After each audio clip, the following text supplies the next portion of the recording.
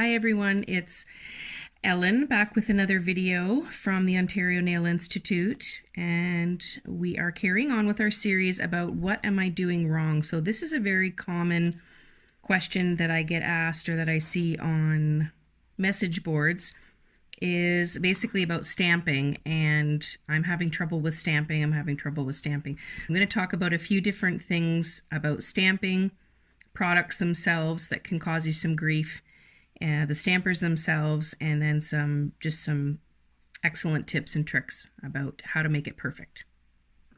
So the first thing that when you start with, obviously, is you need to have a plate of some sort.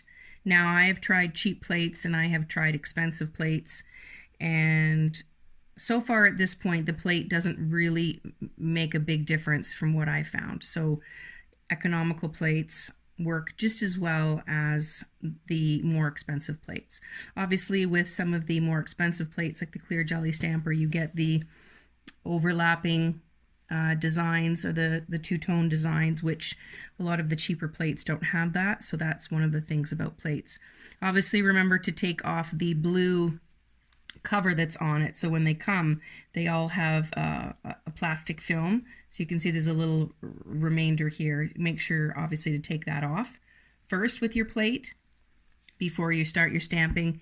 And then the other thing that's very important is to take some acetone and a lint free and make sure that you clean your plate very well before you start. So that's the first tip about the plates. What you're doing wrong is that your plate could be dirty, so that doesn't pick up your polish.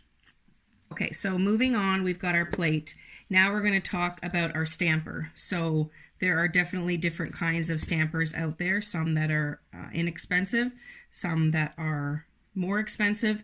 So definitely your stamper will play a role into what you are doing correctly. You can definitely have difficulty with cheaper stampers. So for example, this is one of the first stampers that was out on the market, or this style anyways, before any of the clear ones came out. So the pad itself on here is a little stiff. It doesn't allow for this stiffer type of stamping head, doesn't allow for an easy transfer of the design to the nail because it doesn't bend as easily. So that's one issue with the cheaper stamper.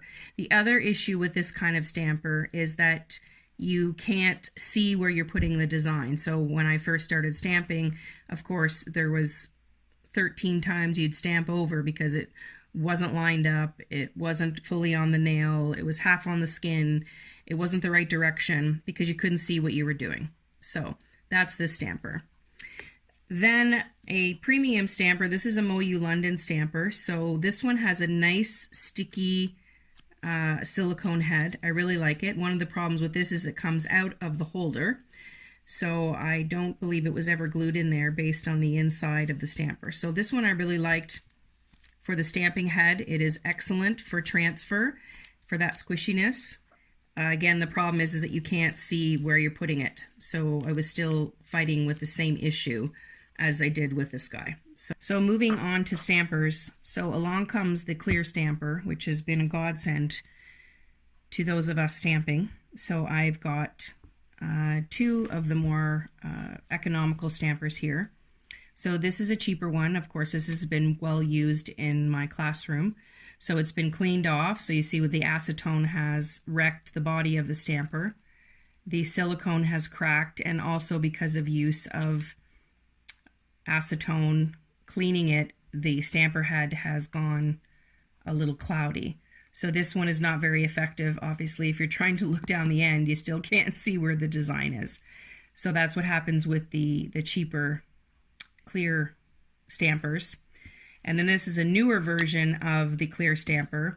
So this one has a nicer head on it, but still the silicone, the clear silicone, is not as sticky as a premium stamper such as the clear jelly stamper. So this one's nice and clear. You can clearly see through the bottom nicely for placement of your design. Of course, you want to make sure that you keep the acetone, the ketones off of them, because they do become discolored and it breaks down the silicone. When you are cleaning your stamper, you want to just use a lint roller to get rid of any dust, debris, or leftover polish from the last stamp. So this keeps your stamper heads in really good shape. So this is a premium jelly stamper.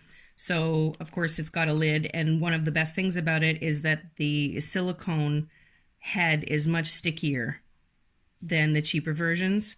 So again, you get a quicker pickup and you get a better transfer of the stamp itself. And these clear jelly ones, they're also very nice because they come with a replacement jelly head at the bottom and the pretty rhinestones with the bling bling, so it makes it look very nice. So the bottom comes off and the top comes off, so this is how you're going to use it. And of course, it's nice and big and round and very clear. The whole thing's clear, so you can see right through it. So the stamper definitely makes a difference when it comes to struggling with your stamping. Another thing that you want to be aware of is that you want to make sure, because of the plastic, I talked already about the acetone, but this one you see somehow the acetone has got into the threads of the lid and I cannot get the lid off. I can't turn it, I can't pull it. I've tried with all my might. So make sure that you don't spill anything on these. Again, it's going to wreck the plastic. Another thing that would make this a better stamper still is that the plastic is hard and acetone proof.